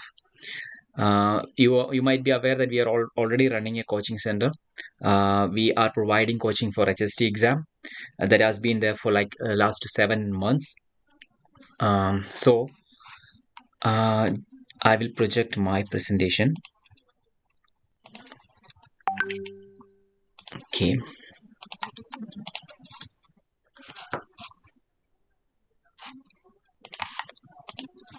I hope you can see the screen, right? Yes. Okay, I'll enlarge it now for you guys. Okay, fine. It's visible, right? Yes, sir. Okay. Yes, sir. Little go. As I have already mentioned, there are people already talked about us, what we are and what we are standing for, what we are doing here. So, how to study, what to study, what is literary history, and how should we deal with the literary history? What is literary theory and criticism? All these topics are actually coming as a part of syllabus in different modules. So we will have to deal with all these topics, especially literary theory and literary criticism. We might have a kind of a scary approach towards theory and criticism in our PG and UG classes, because that kind of an idea is actually pre-existing idea that is already there. That's a set idea, a kind of a prejudice, I would call. That is already there in approaching literary theory and criticism, and we have to, if you want to approach HSST or any other competitive exams that deals with the literature and literary theory, we have to demystify some of the hardly taken ideas in literature, especially theory. So we will try to make it more light and more conceivable for everyone, whatever topic we are dealing with, especially literary theory and criticism. We will try to provide you in its lighter forms, or maybe in the most digestible form. So I also will be dealing mainly with literary theory, criticism, and also literary history. നമ്മുടെ already പറഞ്ഞതിൽ syllabus analyse ചെയ്താൽ തന്നെ പറഞ്ഞു എങ്ങനെയായിരിക്കും നമ്മൾ literary ടെക്സ്റ്റുകളെ approach ചെയ്യാൻ പോകുന്നത്. Actually literary history വെച്ചിട്ടാണ് നമ്മൾ അപ്രോച്ച് ചെയ്യുന്നത്. ലിറ്റററി ഹിസ്റ്ററി നമ്മൾ ഡിസ്കസ് ചെയ്തതിന് ശേഷമാണ് നമ്മൾ ഓരോ ടെക്സ്റ്റും പിന്നീട് ഡിസ്കസ് ചെയ്യാൻ പോകുന്നത്. സോ ഞാനിവിടെ ഇപ്പം ലിസ്റ്റ് ചെയ്തേക്കുന്നത് നമ്മൾ ഇതുവരെ എന്തൊക്കെ ഓൾറെഡി ഫെമിലിയറൈസ് ചെയ്തു, എന്തൊക്കെ നമ്മൾ ഡിസ്കസ് ചെയ്തു. ഒന്ന് സിലബസ് ഡിസ്കസ് ചെയ്തു, ഞാൻ ഓൾറെഡി ഇത് പറഞ്ഞു പോയതാണ്. പ്രീവിയസ് ക്വസ്റ്റ്യൻ പേപ്പേഴ്സ് ചെയ്തു, റാങ്ക് ലിസ്റ്റിന്റെ ഒരു അനാലിസിസ് ചെയ്തു, മോഡ് ഓഫ് എക്സാം ചെയ്തു, വാട്ട് ഈസ് ലിറ്റ്ലി ഗോ അത് ഓൾറെഡി പറഞ്ഞു, how do we approach exam, how do we approach the syllabus, how important it is to approach the syllabus and considering it as a primary text, to get familiarized with each and every aspect of, each and everything content of the syllabus, and finally what do we offer. So this point, like what do we offer when we teach you, or maybe when we together learn literary theory and literary history, is what I am actually trying to discuss now. Before we get into the actual strategies and methodologies, I just wanted to make you aware about something that we are trying to incorporate in our approach. ഞങ്ങളുടെ അപ്രോച്ചിൽ നമ്മൾ usual coaching സെന്ററുകളിൽ കാണാത്ത രീതിയിൽ നമ്മൾ സ്റ്റഡിയെ എങ്ങനെയാണ്, നമ്മൾ ലേണിങ്ങിനെ എങ്ങനെയാണ് നമ്മൾ approach ചെയ്യുന്ന ഒരു ജസ്റ്റ് കുറച്ച് കാര്യങ്ങൾ ഞാൻ പറഞ്ഞിട്ട്, പിന്നെ നമ്മുടെ ലിറ്റററി ഹിസ്റ്ററിയുടെയും അതുപോലെ തന്നെ തിയറിയുടെ ഒരു ഔട്ട്ലൈൻ ഞാൻ ജസ്റ്റ് നിങ്ങൾക്ക് എക്സ്പ്ലെയിൻ ചെയ്തു തരാം. So fine, first of all, how and what's. There are lots of how and what's in our approaches. Whatever, if it is a competitive exam or whatever kind of exam that you are approaching, there are lots of what's and how's. how to deal with it, and what should we study, and how should we treat a particular material that is available for us, and how should we treat the syllabus, whether it is in a chronological order or whether it is picking from the very beginning to the end. I mean, deductive or inductive. What kind of method that we have to actually apply to deal with the syllabus? That is a big question. That's why I was asking. There are a lot of hows and whats the moment that we approach a kind of a competitive exam like HSST or HST or NET or SET. All kind of exams are actually all kinds of exams apply to these questions, hows and whats. So there are mainly three anticipations out of these hows and whats that I have formed here. The first one is how to study literary text. Second one, how to study theory and criticism. Here literary text ഉദ്ദേശിക്കുന്നത് എങ്ങനെ നമ്മൾ literary ടെക്സ്റ്റും along with its history എങ്ങനെ പഠിക്കാം എന്നുള്ളതാണ്. How to study literary criticism and theory. എത്ര light ആയിട്ട് അല്ലെങ്കിൽ എത്ര കൺവിൻസിങ് ആയിട്ടുള്ള രീതിയിൽ ഇൻട്രസ്റ്റിംഗ് ആയിട്ടുള്ള രീതിയിൽ ലിറ്ററി തിയറിയും ക്രിറ്റിസിസും നമുക്ക് പഠിക്കാൻ പറ്റും.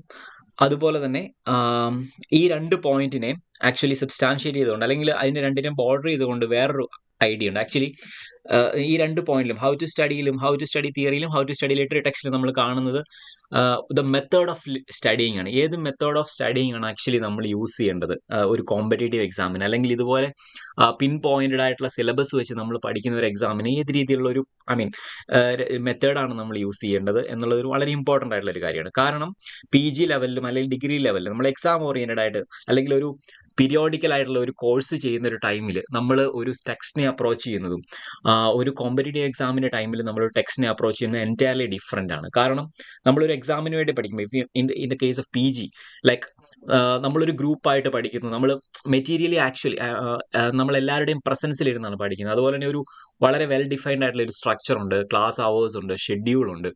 പിന്നെ നമുക്കറിയാം ഇന്ന ടൈമിൽ എക്സാം നടക്കും. ഭയങ്കര പ്രെഡിക്റ്റബിൾ ആണ്, അൺസർട്ടണിറ്റീസ് ഭയങ്കര കുറവാണ്. അത് മാത്രമല്ല ആ ഒരു സീരിയസ്നെസ് ഭയങ്കര കുറവുമായിരിക്കും. പക്ഷേ if you are joining for a coaching centre trying to prepare for a competitive exam, you might be damn serious because you are paying for that, and it's only your initiative that because of that you are joining the coaching center, because you have that willpower at the beginning, at the first place itself, that you have to crack HST or any other competitive exam. So നിങ്ങൾ ഭയങ്കര pre determined ആയിട്ടായിരിക്കും അല്ലെങ്കിൽ കൺവിക്ഷനോട് കൂടിയിട്ടായിരിക്കും എപ്പോഴും ഒരു coaching സെന്ററിൽ join ചെയ്യുക. അതുകൊണ്ട് തന്നെ അതിൽ നമ്മൾ പഠിക്കുന്ന ആ ഒരു അപ്രോച്ചും വളരെ ഡിഫറെൻ്റ് ആയിരിക്കും. We will be more serious, more concerned about our studies. അതുകൊണ്ട് തന്നെ കുറച്ചുകൂടെ ഫോക്കസ്ഡ് ആയിട്ട് രീതിയിൽ എങ്ങനെ പഠിക്കാം എന്നുള്ള നമ്മുടെ മെത്തഡോളജിയെക്കുറിച്ച്, ലേണിംഗ് മെത്തഡോളജിയെക്കുറിച്ച് തന്നെ നമുക്ക് കൂടുതൽ കൺസേൺഡ് ആയിരിക്കും. So we are putting forward actually A very progressive and also very adaptable teaching methodology four literature and also literary theory. അതിനെക്കുറിച്ചാണ് ഞാൻ പറയാൻ പോകുന്നത്. അതിന് മുമ്പ് അതിനൊരു ഫിലോസഫിക്കൽ സ്റ്റാൻഡ് വ്യൂ ഉണ്ട്, അത് ഞാൻ പറഞ്ഞു വെച്ചിട്ട് നമുക്ക് അതിലേക്ക് പോവാം. So first of all what we are actually looking at is these two concepts, learning versus knowing. So we have to differentiate what is learning and what is knowing, because there is always a confusion. If you are hearing these words in a very specific context, see what somebody comes and asks you what is learning and what is the difference between learning and knowing, and what is knowing and what is the difference between knowing and learning, how do they differ. അങ്ങനെയുള്ള ഒരുപാട് questions നമുക്ക് കേൾക്കാൻ സാധ്യതയുള്ള ഒരു കോണ്ടെക്സ്റ്റിൽ നിങ്ങൾ കേൾക്കുവാണെങ്കിൽ, so if you are asked to think about the difference between these two terms very seriously, നമ്മളത് ഭയങ്കര കൺഫ്യൂസിങ് ആക്കുന്ന ഒരു കാര്യമായിരിക്കും. കാരണം ഇത് യൂഷ്വൽ ആയിട്ടുള്ള ടൈം ആണെങ്കിലും നമുക്ക് അതിൻ്റെ ഉള്ളിലുള്ള അർത്ഥം എന്താണ് അല്ലെങ്കിൽ വാട്ട് ഡു ദ മീൻ എന്ന് പറയുന്നത് വളരെ ഇമ്പോർട്ടൻ്റ് ആയിട്ടുള്ള ഒരു കാര്യമാണ്. അതിനെക്കുറിച്ച് നമ്മൾ പലപ്പോഴും ചിന്തിക്കാത്തൊരു കാര്യമാണ്. We always consider it as insignificant, learning versus knowing. So we have problematized these terms, and we have when we actually put forward this approach, we actually focus on this differentiation between learning and knowing, and അതിൻ്റെ ഉള്ളിൽ നിന്ന് കിട്ടിയ ഒരു output വെച്ചിട്ടാണ് ഞങ്ങൾ ഈ approach actually form ചെയ്തേക്കുന്നത്. So there is a guy called Tom Shi. ഒരു ടെക് ജയന്റ് ആണ്, ഒരു സോഫ്റ്റ്വെയർ ഡെവലപ്പറാണ്. പുള്ളി വർഷങ്ങളോളം സോഫ്റ്റ്വെയർ ഫീൽഡിൽ വർക്ക് ചെയ്ത ഒരാളാണ്. ഗൂഗിള്, യാഹൂലൊക്കെ വർക്ക് ചെയ്തിട്ടുള്ള ഒരാളാണ്. കോൺസെപ്റ്റ് ഡെവലപ്പർ ആയിരുന്നു, സോഫ്റ്റ്വെയർ ഡെവലപ്പിൽ കോൺസെപ്റ്റ് ഡെവലപ്പർ ആയിരുന്നു. സോ പുള്ളി ഒരു ടെഡെക്സ് ടോക്കിൽ ഒരിക്കലും വളരെ ഇൻട്രസ്റ്റിംഗ് ആയിട്ടുള്ള രീതിയിൽ ഈ ഒരു ഡിഫറൻസിനെ ഡീൽ ചെയ്തിട്ടുണ്ട്. അതായത് ഡിഫറൻസിനെ പുള്ളി പ്രോബ്ലമറൈസ് ചെയ്തിട്ടുണ്ട്. അപ്പോൾ അതിൻ്റെ അടിസ്ഥാനത്തിൽ പുള്ളി പറയുന്ന ഒരു ആദ്യത്തെ പോയിന്റ് എന്ന് പറയുന്നത് knowing is the enemy of learning എന്നാണ്. സോ നോയിങ് എന്ന് പറയുന്നത് it's an enemy of learning. രണ്ടാമത്തെ പുള്ളിയുടെ point see verbs not nouns. മൂന്നാമത്തത് use reality as the medium. ഈ 3 പോയിന്റിനെ ബേസ് ചെയ്തിട്ട് പുള്ളി ഒരു ടോക്ക് 15 മിനിറ്റ്സിന് നടത്തുന്നുണ്ട്. ഞാനത് ജസ്റ്റ് അതിൻ്റെ ഒരു ജസ്റ്റ് നിങ്ങൾക്ക് പറഞ്ഞു തരാം, എന്നിട്ട് നമുക്ക് നമ്മുടെ മെത്തഡോളജിയിലേക്ക് കിടക്കാം. First of all, knowing is the enemy of learning. Knowing is the enemy of learning എന്ന് പറയുന്ന ഒരു സ്റ്റേറ്റ്മെന്റ് ആണ്. ഈ സ്റ്റേറ്റ്മെന്റ് ശരിയാണോ തെറ്റാണോ എന്ന് അറിയാൻ നമ്മൾ ആദ്യം we should know what is knowing and what is learning, what is the difference between this two. Knowing എന്ന് പറയുന്നത് നിങ്ങൾക്കറിയാം ഒരു വെർബാണ്. നോയിങ്, നോ എന്ന് പറയുന്ന ഒരു നൗൺ ആണ്. നോയിങ് എന്ന് പറയുന്ന ഒരു വെർബാണ്. It holds knowing is what we choose to do with our knowledge. Actually meaning wise, if you are asked to define the term knowing is what we choose to do with our knowledge, whereas learning is exploring the other possibilities around the knowledge. So knowing ine sambandhichirtholam, it's like we have acquired a lot of knowledge and we use that knowledge to get to know about something. I mean, we use that knowledge and realize something. That is called knowing. But in the case of learning ന്റെ അകത്ത് ഈ knowledge, അതായത് നമ്മൾ acquire ചെയ്ത knowledge മാത്രമല്ല, but we are also looking for other knowledges, other possibilities around this knowledge and beyond this knowledge. So learning എന്ന് പറയുന്ന ഒരു ബോർഡർലെസ് ആയിട്ടുള്ള ഒരു പ്രോസസ്സാണ്. ഇറ്റ്സ് ഓൾ കൺഫൈൻഡ് ആയിട്ടുള്ള ഒരു പ്രോസസ്സ് അല്ല, മറിച്ച് we are searching for new things. So the most creative searching അല്ലെങ്കിൽ most creative aspect of understanding അല്ലെങ്കിൽ creative developing is actually happening in learning. So നോയിങ്ങും ലേണിംഗും തമ്മിലുള്ള മെയിൻ ആയിട്ടുള്ള ഡിഫറൻസ് ആണ്. നോയിങ് എന്ന് പറഞ്ഞാൽ നമുക്ക് ഓൾറെഡി കിട്ടിയേക്കുന്ന നോളജ് വെച്ചിട്ട് മാത്രം നമ്മൾ അതിനെ മനസ്സിലാക്കുന്നതാണ്. സോ ഇത് നമ്മുടെ സിലബസുമായിട്ട് എങ്ങനെ ബന്ധപ്പെട്ടിരിക്കുന്നു എന്ന് ഞാൻ പറഞ്ഞുതരാം. അതിന് നോയിങ്ങിന്റെ അതിന്റെ കുറച്ച് എക്സാമ്പിൾസ് ഞാൻ പറഞ്ഞുതരാം. പുള്ളി തന്നെ ഉപയോഗിക്കുന്ന ഒരു എക്സാമ്പിൾ ആണ് ഫോർക്കിന്റെ ഒരു example. So if somebody comes and shows you a fork and asks what is it, നമ്മൾ എന്താ ചെയ്യുക? ആക്ച്വലി നമ്മൾ first thing, I mean we will say that I know this is what is this എന്ന് ചോദിച്ചു കഴിഞ്ഞാൽ we know that, definitely we know that this is a fork. So that is our knowledge. That means we know that it is a fork and that is actually we know that it is a fork period. That's all. അതുകൊണ്ട് full stop ചെയ്യണം. Knowing എന്ന് പറയുന്ന process അതുകൊണ്ട് full stop ചെയ്യണം. അതായത് നമുക്കിത് അറിയാം, ഇതെന്താണ്, ഫുഡ് കഴിക്കാൻ ഉപയോഗിക്കുന്ന ഒരു സാധനമാണ്, ഇതൊരു ഫോർക്കാണെന്ന് നമുക്കറിയാം. That's all. അവിടെ കൊണ്ട് നോയിങ് തീരുകയാണ്. But learning as a process, if you are closing the process of knowing and shifting into the process of learning, what happens is that you will look beyond what you know about this fork. That means you will look into the material aspect of that fork. See, it might have, if you are going that farther and farther, you will find that this might have come, if as a part of the evolution, it might have come out of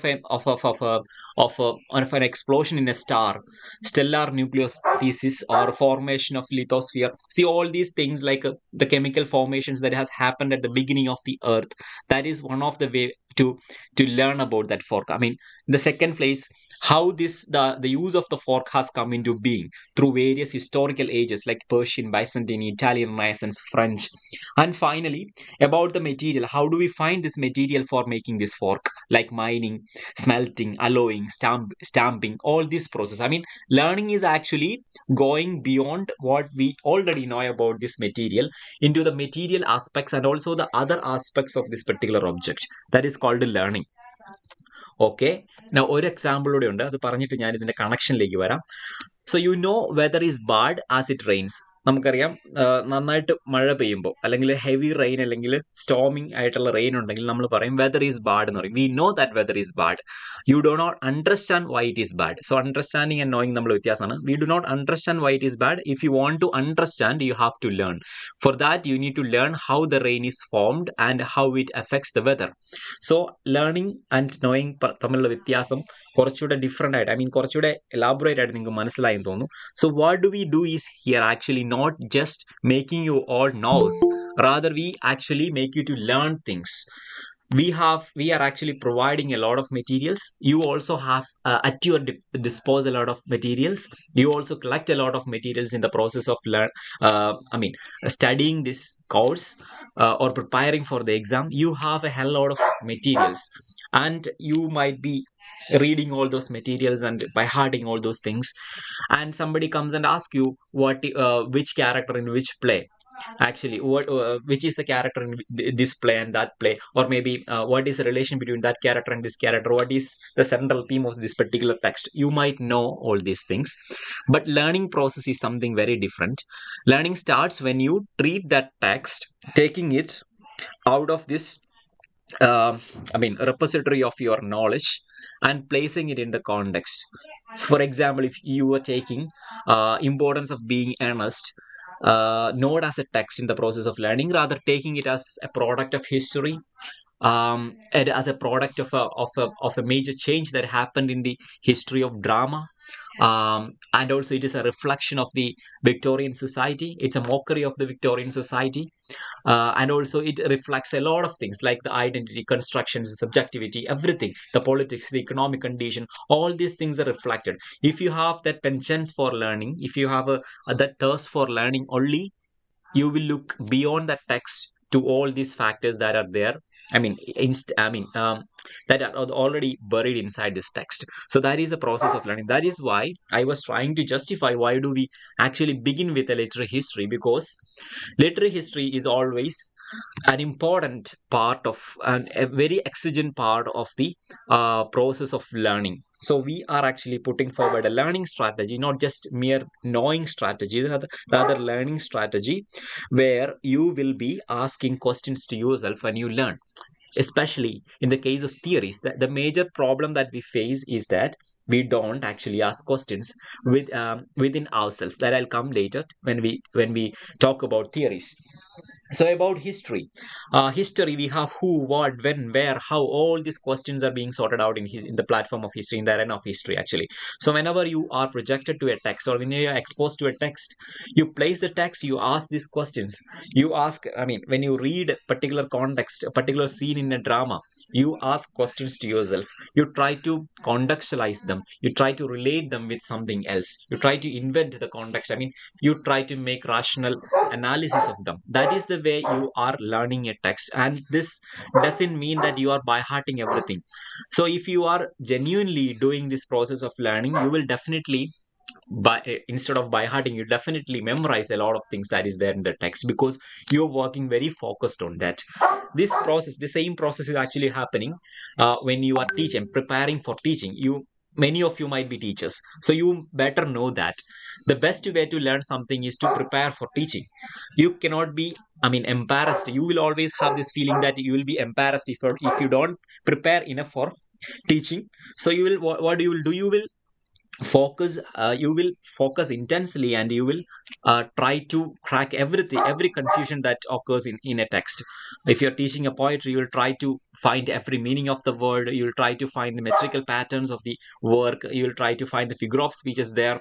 You will try to maximize your knowledge about the work by making a lot of cross references and a lot of references in on and off internet. So that is the process of learning. That is what we also actually want you to do. Instead of confining yourself into the text alone, go explore, try to enjoy. This process of exploring is also actually enjoy a process of enjoying literature. That is what creates a kind of pleasure about literature, especially if you are interested about, for example, I always think about this DG Rossetti and their period of literature. For a general reader, Rossetti or his group of writers were actually just writers, maybe libertines for a certain extent. But if you are looking the kind of work they have done, not only in literature but also in painting, they associated with John Ruskin. They have made some of the significant paintings in Rome, in Oxford also. So if you try to go beyond the text to the characters, you might be able to not remember not only the text but also the major historical events that happened. And also you can connect with a lot of writers at a time, because those people who were contemporaries to these writers will also be coming to your mind. You will also be part of your your knowledge. So that way you can actually create a comprehensive web of knowledge uh, by doing this act of doing by practicing this process of learning.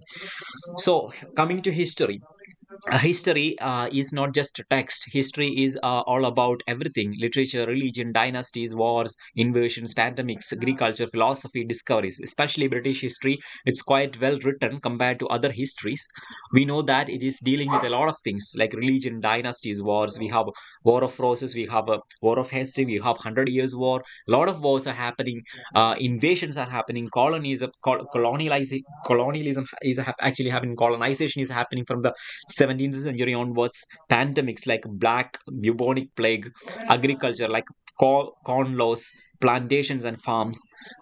Then philosophy, a lot of philosophies. I mean, actually, it begins with philosophers. Then discoveries, Copernicus, Columbus. All these things are actually coming in history, and we make a lot of references, and we actually casually or maybe in detail deal with a lot of these ideas and these things in the form of literary text, in the form of poems, fictions, and essays, and the life studies of many of the major writers.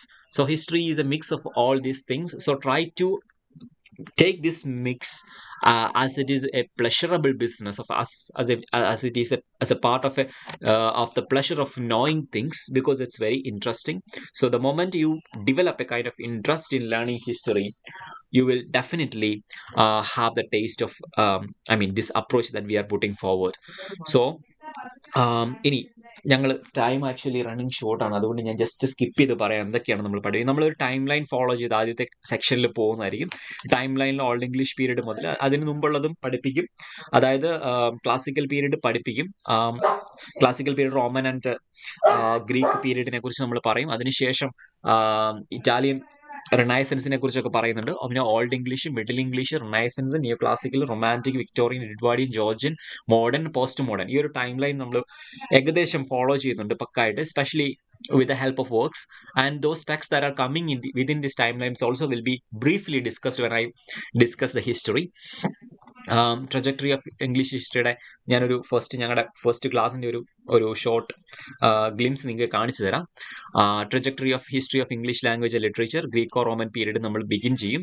Early history of Britain, പിന്നെ Old English literature, Beowulf മുതലുള്ള Old English literature, ഡെയിൻസിൻ്റെയും സാക്സൺസിൻ്റെയും literature, Middle East literature, Dante Inferno, അത് European ലിറ്ററേച്ചറാണ്. Middle East ലിറ്ററേച്ചറിൽ വരുന്നത് Dante inferno, അത്തരത്തിലുള്ള literature. പിന്നെ ചോസറിലേക്ക് വരുന്നു, പ്യുവർലി നമ്മൾ ബ്രിട്ടീഷ് ലിറ്ററേച്ചറിലേക്ക് വരുന്നു. Tudor period, Elizabethan period, Macbeth, Utopia, major works ഞാൻ കുറച്ച് പ്ലേസ് ചെയ്തേക്കുന്നതാണ് നിങ്ങൾക്ക് പെട്ടെന്ന് കണ്ടുപിടിക്കാനായിട്ട്.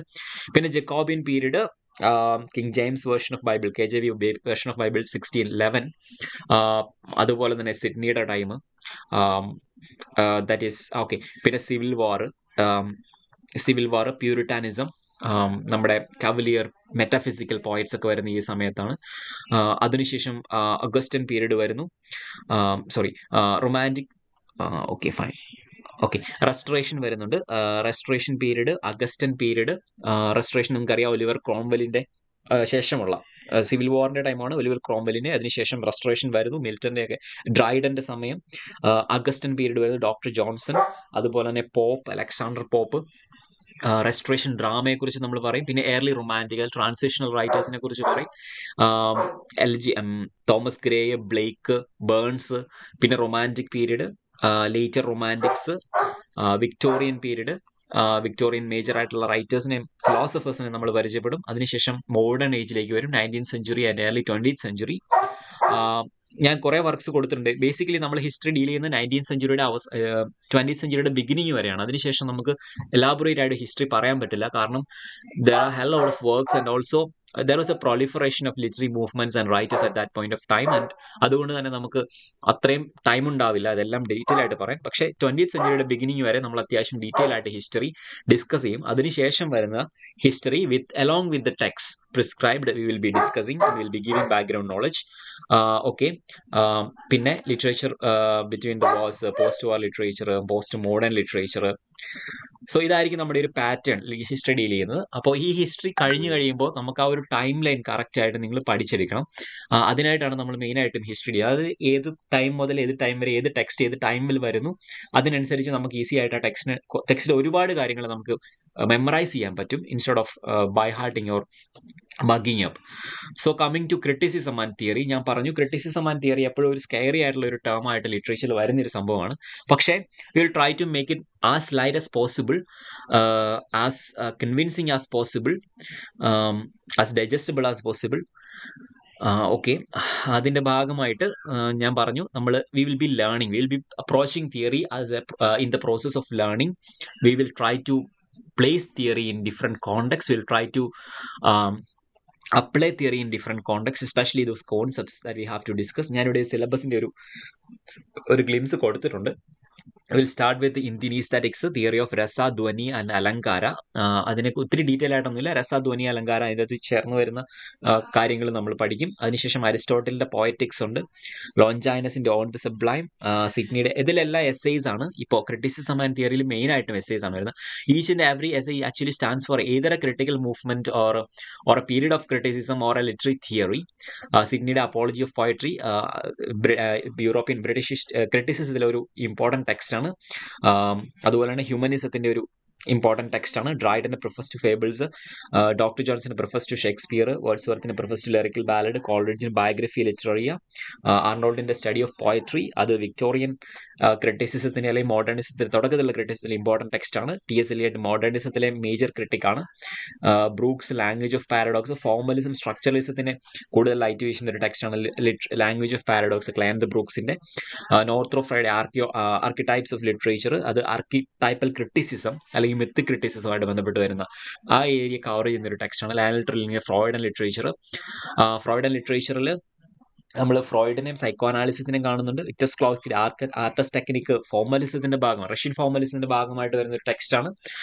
റൈമൺ വില്യംസിന്റെ realism and contemporary novel, actually Marxist reading of text ആണ്, നോവലാണ്, ഫിക്ഷൻ ആണ്. ഡെറിഡയുടെ structure, sign and play in, the discourse of human science, ഡീകൺസ്ട്രക്ഷന്റെ ഒരു ബൈബിൾ തന്നെയാണ്. ഫണ്ടമെന്റൽസ് പറയുന്ന ഒരു ടെക്സ്റ്റ് ആണ്. അതിലെ ടേംസ് നമ്മൾ ഈ എസ്സേ ഒക്കെ it's very complicated essay. We all know that. We might have studied it in the PG. We tried to study it in the PG, but we'll take out some of the major concepts in this essay, like transcendental signifier, play, അതുപോലെ തന്നെ event, അതുപോലെ തന്നെ സപ്ലിമെന്റാരിറ്റി, ഇതുപോലുള്ള terms നമ്മളെടുത്ത് അതിനെ നമ്മൾ പ്രോബ്ലമാറ്റൈസ് ചെയ്തുകൊണ്ടായിരിക്കും essay നമ്മൾ deal ചെയ്യുക. എനൈൽ ഷോവാൾഡൻ ടുവേർഡ്സ് എ ഫെമിനിസ്റ്റ് പോയറ്റിക്സ്, ഫെമിനിസത്തിന്റെ ഹിസ്റ്ററിയെ കുറിച്ച്, ഐ മീൻ 3 സ്റ്റേജസിനെ കുറിച്ചൊക്കെ പറയുന്ന, ഫെമിനൈൻ, ഫെമിനിസ്റ്റ് ആൻഡ് ഫെമിനിസം, അതിനെക്കുറിച്ച് പറയുന്ന ഒരു ക്ലാസിഫിക്കേഷൻ നടക്കുന്ന ഒരു മേജർ ടെക്സ്റ്റ് ആണ്. ഫൂക്കോയുടെ വാട്ട് ഈസ് ആൻ ഓതർ, ഒരു post modern reading of author reader കോൺസെപ്റ്റുകളെ കുറിച്ചൊക്കെ പ്രോബ്ലമാറ്റൈസ് ചെയ്യുന്ന ഒരു എസ്സേയാണ്. ലക്കാന്റെ insistence of letters of unconscious, one of the major essays in psychoanalytical criticism ആണ്. അത് ഒരു കോംപ്ലിക്കേറ്റഡ് എസ്സേയാണ്, but we will try to figure out through understanding the terms and terminologies he has discuss there. പിന്നെ Indian literary കോണ്ടെക്സ്റ്റിലെ ലിംബാലയുടെ, Sharan Kumar Limbale, Dalit literature and aesthetics, from towards and aesthetics of Dalit literature. ഇതൊക്കെയാണ് major ടെക്സ്റ്റുകൾ ക്രിറ്റിസിസത്തിലും തിയറിയിലും നമ്മൾ പഠിക്കുന്നത്. ഇനി അതുകൂടാതെ we have new trends in literature എന്ന് പറഞ്ഞ് മൊഡ്യൂൾ 7 ഓൾറെഡി അവർ പറഞ്ഞു പോയിട്ടുണ്ട്. ഐ മീൻ എനിക്ക് മുമ്പ് സംസാരിച്ചവർ പറഞ്ഞു, post colonialism, eco criticism, queer theory, trauma theory, new feminism, new historicism, cultural studies, diasporic writing, public sphere, meta narratives, hyper reality, simulacra, ഇതുപോലുള്ള major ആയിട്ടുള്ള ക്രിട്ടിക്കൽ ടേംസ് നമുക്ക് ഫെമിലിയറൈസ് ചെയ്യാനുണ്ട്. ഏരിയാസ് ഓഫ് ക്യൂർ തിയറി എന്ന് പറയുന്ന ഒരു ടേമിനേക്കാളും ഉപരിയായിട്ട് it's an area ആണ്, ഒരു ഡിസ്കോഴ്സ് ആണ്. സോ അതിനെക്കുറിച്ച് നമുക്ക് പഠിക്കാനുണ്ട്. So will mainly look at M H. Abrams text, because ആ ടെക്സ്റ്റിലാണ് കൂടുതൽ ക്വസ്റ്റ്യൻ ചോദിക്കാൻ സാധ്യതയുള്ളത്. HSTക്ക് ശരിക്കും ആ ടെക്സ്റ്റ് ആണ് ഒരു പ്രിസ്ക്രൈബ് ചെയ്തിരിക്കുന്ന ഒരു ടെക്സ്റ്റ്. സോ നമ്മൾ അത് എക്സ്പ്ലോർ ചെയ്യും. അതുകൂടാതെ മറ്റ് ഷേക്സ്പിയർ, ഓക്സ്ഫോർഡ് കമ്പാനിയൻ ലിറ്ററേച്ചർ ഉണ്ട്. ആ ടെക്സ്റ്റുകളിൽ നിന്നെല്ലാം ഉള്ള നോട്ട്സ് കവർ ചെയ്തിട്ടുള്ള ഒരു കോംപ്രിഹെൻസീവ് ആയിട്ടുള്ള ഒരു നോട്ട്സ് ആയിരിക്കും, അല്ലെങ്കിൽ സെഷൻ ആയിരിക്കും നിങ്ങൾക്ക് തരാൻ ഉദ്ദേശിക്കുന്നത്. സോ അതുപോലെ തന്നെ ക്യൂർ തിയറി പഠിക്കുമ്പോൾ തന്നെ നമ്മൾ ഫെമിനിസം പഠിക്കുന്ന കൂടുതൽ തന്നെ ക്യൂർ തിയറിയുടെ കുറേ ഭാഗങ്ങൾ പഠിച്ചു പോകുന്നുണ്ട്. പിന്നെ ട്രോമ തിയറിയൊക്കെയാണ് കുറച്ചുകൂടെ എന്താ പറയണേ, ഒരു ഫോറിൻ തിയറി ആയിട്ട് ഈ നമ്മൾ ടെക്സ്റ്റുകളൊന്നും കൺസിഡർ ചെയ്യാവുന്നു. ന്യൂ ഹിസ്റ്റോറിസത്തിലൊക്കെ കൾച്ചറൽ സ്റ്റഡീസ് നമ്മൾ നോർത്ത് ഓഫ് ഫ്രൈ പഠിക്കുന്നതാണ്, കൾച്ചറൽ സ്റ്റഡീസിന്റെ വരുന്ന ഭാഗമാണ്. പബ്ലിക് സ്ഫിയർ പിന്നെ പോസ്റ്റ് മോഡേണിസത്തിന്റെ ഭാഗമായിട്ട് വരുന്നതാണ്. Okay, fine. ഇനി ഇതൊക്കെയാണ് മേജറായിട്ട് സിലബസ് നമ്മൾ എങ്ങനെ ഡീൽ ചെയ്യുന്നു എന്നുള്ള കാര്യത്തിൽ വരുന്നത്. അതിനുശേഷം തിയറി, ഷോർട്ട് ഇൻട്രൊഡക്ഷൻ ലിറ്ററേച്ചർ, ഇത് ഞാൻ എൻ്റെ സ്ലൈഡിൻ്റെ അകത്ത്, തിയറിയുടെ സ്ലൈഡിൻ്റെ അകത്ത് തന്നെ എടുത്തൊരു ഭാഗമാണ്.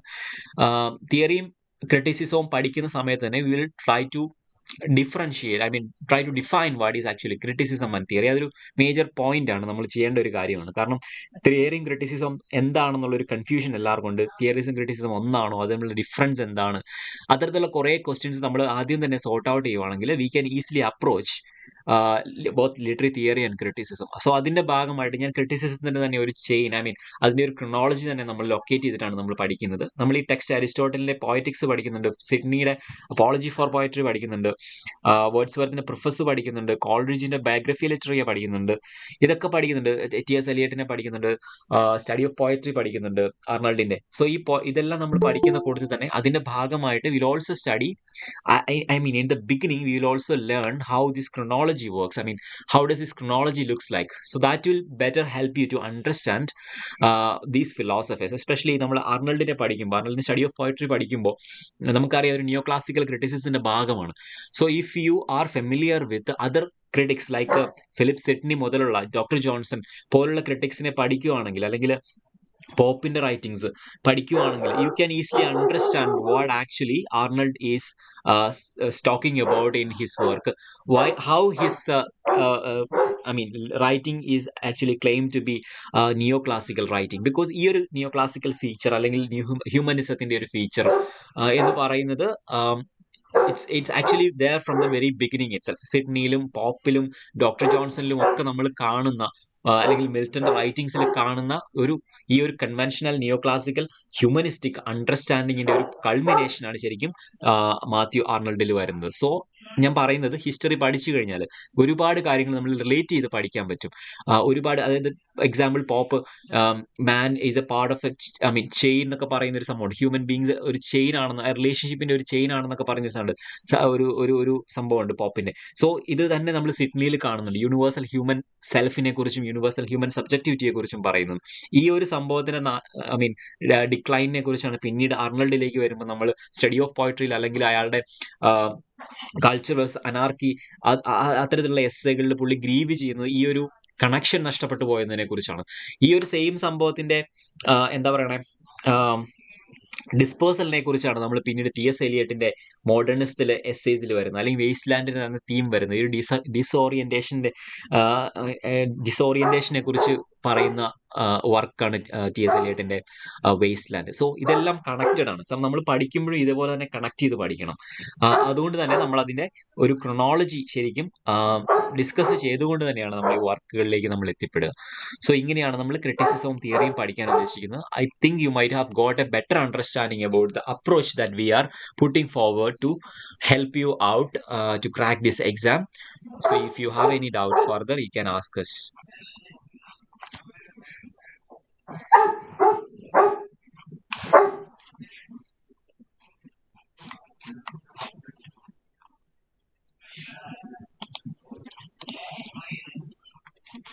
No doubts? No, sir. Okay, if you have any confusion regarding payment, I mean the fees or our schedule or the kind of, I mean, number of classes that we are providing and other materials that we are providing, other facilities that we are providing, you are always free to ask. We are at your disposal always. You can communicate with us either in any of those numbers that we have given in the flyers, or you can communicate it in our group itself. You might be part of the group. So okay, think hard, and if you really wish to crack the exam, and if you really find it interesting to join with us, you are all welcome to join with us. We will all move forward in this ride together, and we will try to find our goals at the best. So wish you all very best, and thank you.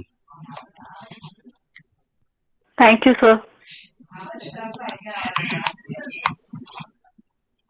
Thank you, sir.